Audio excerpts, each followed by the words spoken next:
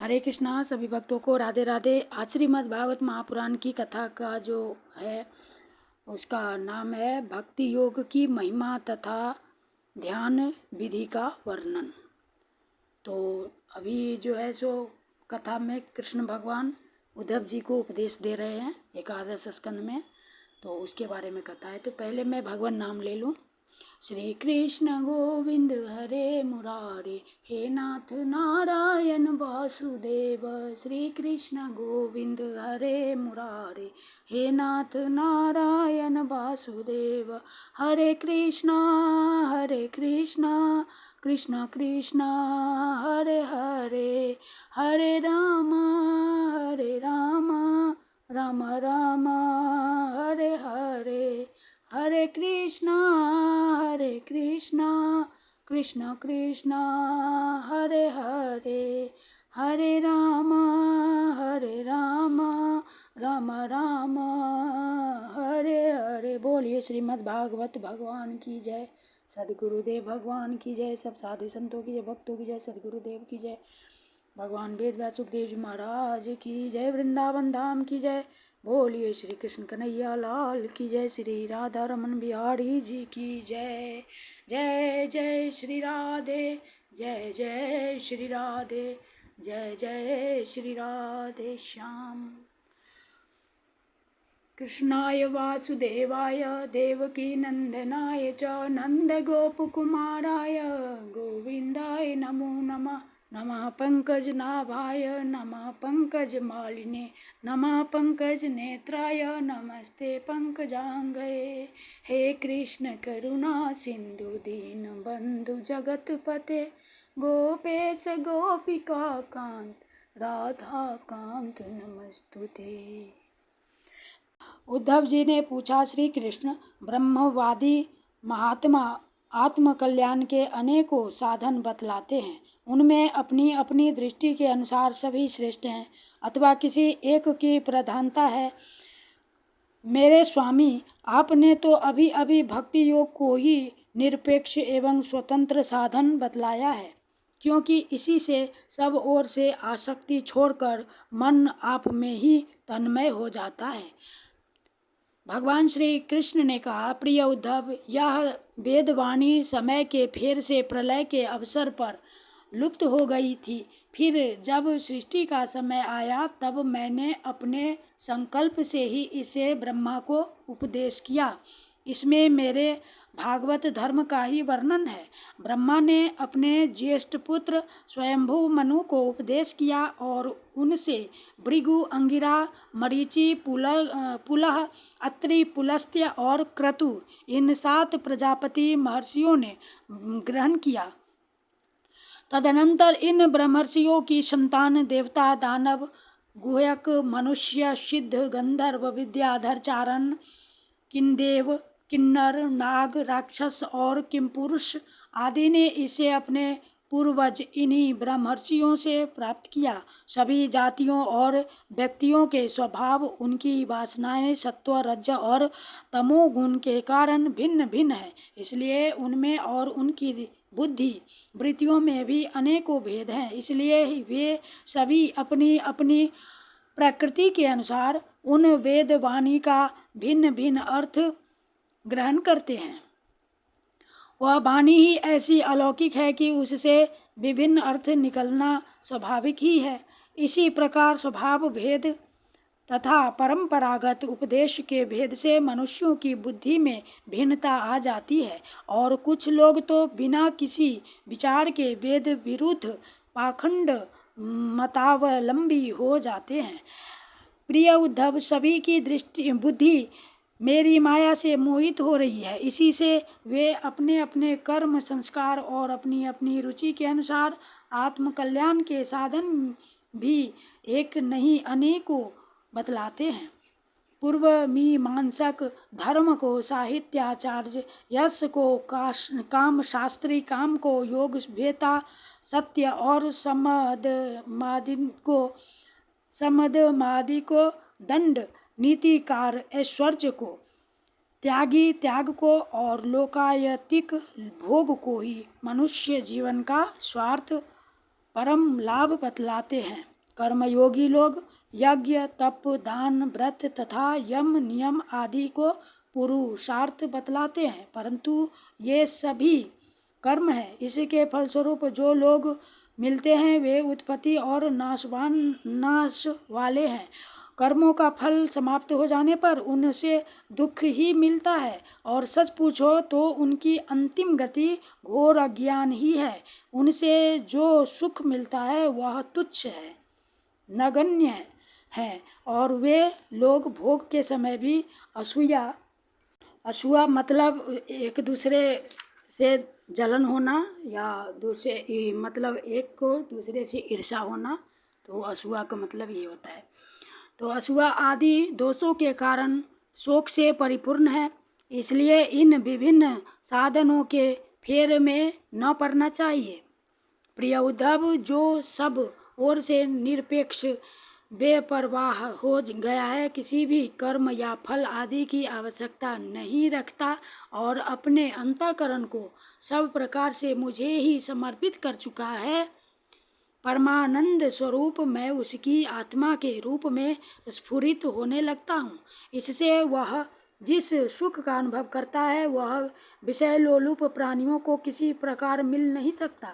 जो सब प्रकार के संग्रह परिग्रह से रहित अकिंचन है, जो अपनी इंद्रियों पर विजय प्राप्त करके शांत और समदर्शी हो गया है, जो मेरी प्राप्ति से ही मेरे सानिध्य का अनुभव करके ही सदा सर्वदा पूर्ण संतोष का अनुभव करता है, उसके लिए आकाश का एक एक कोना आनंद से भरा हुआ है।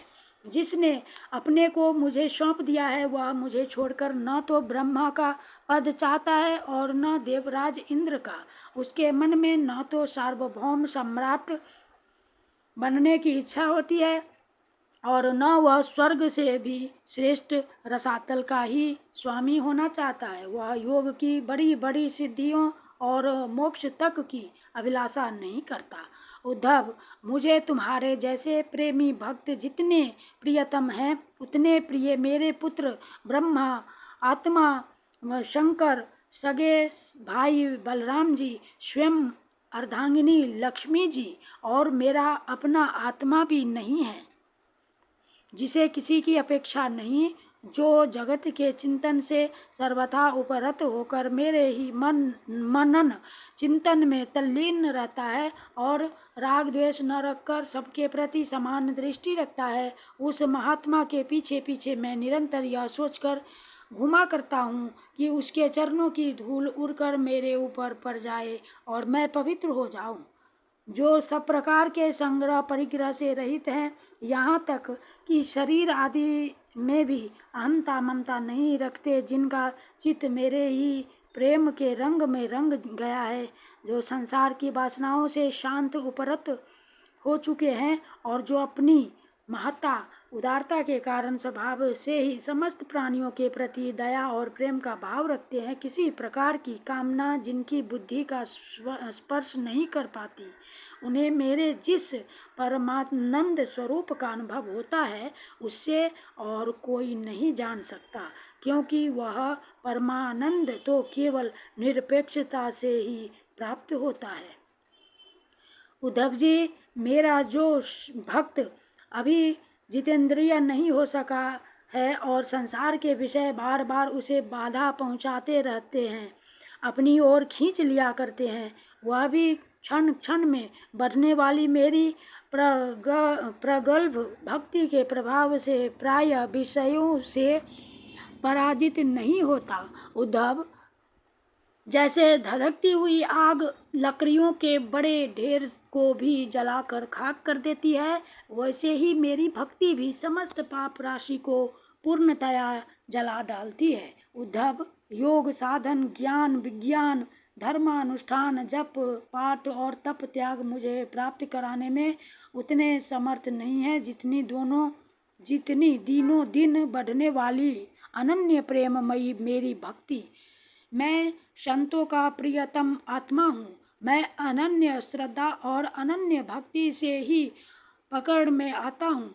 मुझे प्राप्त करने का यह एक ही उपाय है, मेरी अनन्य भक्ति। उन लोगों को भी पवित्र जाति दोष से मुक्त कर देती है जो जन्म से ही चंडाल है। इसके विपरीत जो मेरी भक्ति से वंचित हैं उनके चित्त को सत्य और दया से युक्त, धर्म और तपस्या से युक्त विद्या भी भली भांति पवित्र करने में असमर्थ हैं।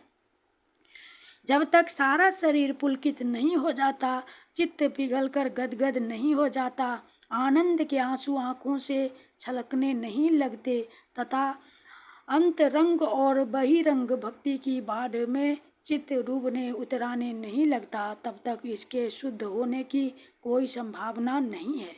जिसकी वाणी प्रेम से गदगद हो रही है, चित्त पिघलकर एक ओर बहता रहता है, एक क्षण के लिए भी रोने का तांता नहीं टूटता, परंतु जो कभी कभी खिलखिलाकर हंसने भी लगता है, कहीं लाज छोड़कर ऊंचे स्वर से गाने लगता है तो कहीं नाचने लगता है।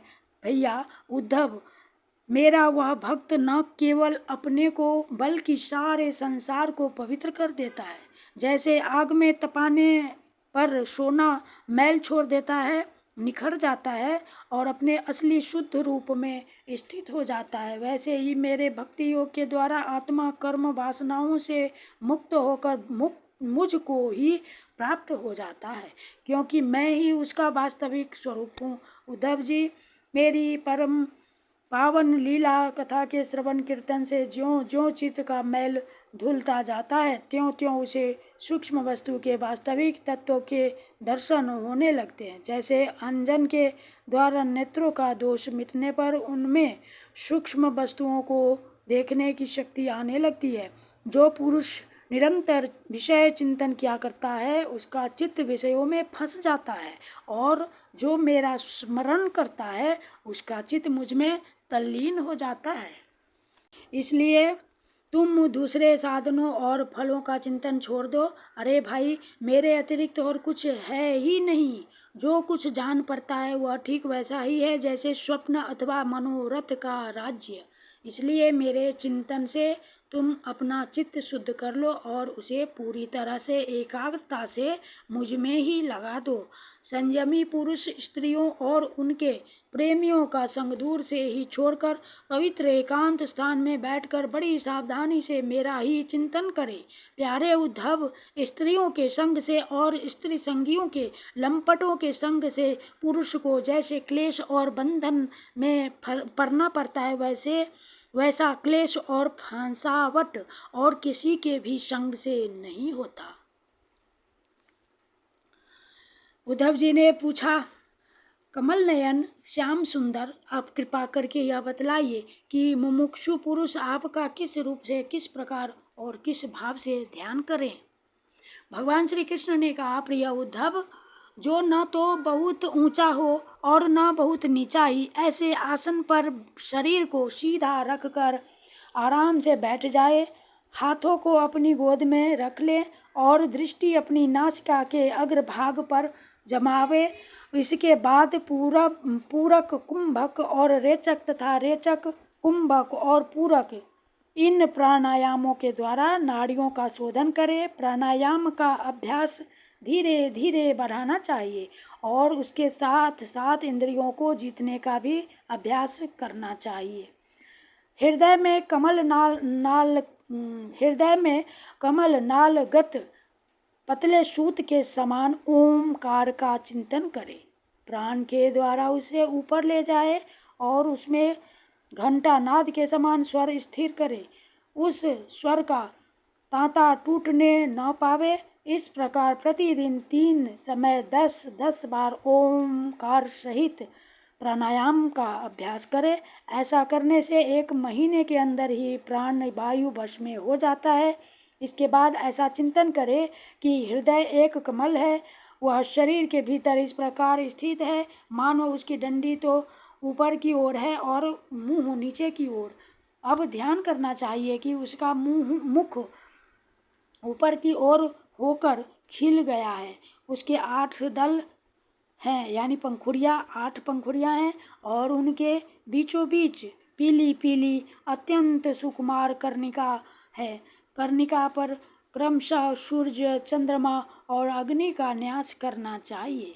तदनंतर अग्नि के अंदर मेरे इस रूप का स्मरण करना चाहिए। मेरा यह स्वरूप ध्यान के लिए बड़ा ही मंगलमय है। मेरे अवयवों की गठन बड़ी ही सुडौल है। रोम रोम से शांति टपकती है। मुख कमल अत्यंत प्रफुल्लित और सुंदर है। घुटनों तक लंबी मनोहर 4 भुजाएं हैं। बड़ी ही सुंदर और मनोहर गर्दन है। मरकत मणि के समान सुस्निग्ध कपोल है। मुख पर मंद मंद मुस्कान की अनोखी ही छटा है। दोनों ओर के कान बराबर हैं और उनमें मकराकृत कुंडल झिलमिल कर रहे हैं। वर्षाकालीन मेघ के समान श्यामल शरीर पर पीतांबर फहरा रहा है। श्री वत्स एवं लक्ष्मी जी का चिन्ह वक्षस्थल पर दाएं बाएं विराजमान है। हाथों में क्रमशः शंख चक्र गदा एवं पद्म धारण किए हुए हैं। गले में बनमाला लटक रही है। चरणों में नुपुर शोभा दे रहे हैं। गले में कौस्तुभ मणि जगमगा रही है। अपने अपने स्थान पर चमचमाते हुए किरीट कंकन करधनी और बाजूबंद शोभायमान हो रहे हैं। मेरा एक एक अंग अत्यंत सुंदर एवं हृदयहारी है। सुंदर मुख और प्यार भरी चितवन कृपा प्रसाद की वर्षा कर रही है। उद्धव, मेरे इस सुकुमार रूप का ध्यान करना चाहिए और अपने मन को एक एक अंग में लगाना चाहिए। बुद्धिमान पुरुष को चाहिए कि मन के द्वारा इंद्रियों को उनके विषयों से खींच ले और मन को बुद्धि रूप सारथी की सहायता से मुझ में ही लगा दे, चाहे मेरे किसी भी अंग में क्यों न लगे। जब सारे शरीर का ध्यान होने लगे तब अपने चित्त को खींचकर एक स्थान में स्थिर करे और अन्य अंगों का चिंतन न करके केवल मंद मंद मुस्कान की छटा से युक्त मेरे मुख का ही ध्यान करे। जब चित्त मुखारविंद में ठहर जाए तब उसे वहाँ से हटाकर आकाश में स्थिर करे। तदनंतर आकाश का चिंतन भी त्याग कर मेरे स्वरूप में आरूढ़ हो जाए और मेरे सिवा किसी भी वस्तु का चिंतन न करे। जब इस प्रकार चित्त समाहित हो जाता है तब जैसे एक ज्योति दूसरी ज्योति से मिलकर एक हो जाती है, वैसे ही अपने में मुझे और मुझ सर्वात्मा में अपने को अनुभव करने लगता है। जो योगी इस प्रकार तीव्र ध्यान योग के द्वारा मुझ में ही अपने चित्त का संयम करता है, उसके चित्त से वस्तु की अनेकता, तत्संबंधी ज्ञान और उनकी प्राप्ति के लिए होने वाले कर्मों का भ्रम शीघ्र ही निवृत्त हो जाता है। ध्याने नित्यं सुतीव्रेण युज्यतो योगिनो मनः संयास्यत्याशु विनिर्वाणं द्रव्यज्ञानक्रिया भ्रमः इति श्रीमद्भगवते महापुराणे परमहंस्यां संहितायाम् एकादशमस्कन्धे 14 श्रीकृष्ण अर्पणं कृष्ण अर्पणम्। श्रीमन्नारायण नारायण श्रीमन्नारायण नारायण श्रीमन्नारायण नारायण जय जय नारायण नारायण श्रीमन्नारायण नारायण श्रीमन्नारायण नारायण श्रीमन्नारायण नारायण जय जय नारायण नारायण लक्ष्मी नारायण नारायण लक्ष्मी नारायण नारायण लक्ष्मी नारायण नारायण जय जय नारायण नारायण श्रीमन्नारायण नारायण श्रीमन्नारायण नारायण श्रीमन्नारायण नारायण जय नारायण नारायण श्रीमन्नारायण नारायण श्रीमन्नारायण नारायण श्रीमन्नारायण नारायण जय जय नारायण नारायण श्रीमन्नारायण नारायण श्रीमन्नारायण नारायण श्रीमन्नारायण नारायण जय जय नारायण नारायण लक्ष्मी नारायण नारायण लक्ष्मी नारायण नारायण लक्ष्मी नारायण नारायण जय जय नारायण नारायण सूर्य नारायण नारायण सूर्य नारायण नारायण सूर्य नारायण नारायण जय जय नारायण नारायण राधे राधे राधे। राधे राधे श्यामा श्यामा श्यामा श्यामा। राधे कृष्ण कृष्ण कृष्ण राधे राधे, राधे श्याम श्याम श्याम राधे राधे। राधे कृष्ण कृष्ण कृष्ण राधे राधे, राधे श्याम श्याम श्याम राधे राधे। राधे कृष्ण कृष्ण कृष्ण राधे राधे, राधे श्याम श्याम श्याम राधे राधे। हरे कृष्णा कृष्ण कृष्ण हरे हरे, हरे राम राम राम हरे हरे। हरे कृष्ण कृष्ण कृष्ण हरे हरे, हरे राम राम राम हरे हरे। बोलिए श्रीमद् भागवत भगवान की जय। श्री लक्ष्मी नारायण द्वारकाधीश की जय। सद्गुरुदेव भगवान की जय। जय श्री राधे। श्रीमद् भागवत भगवान की जय। जय श्री राधे।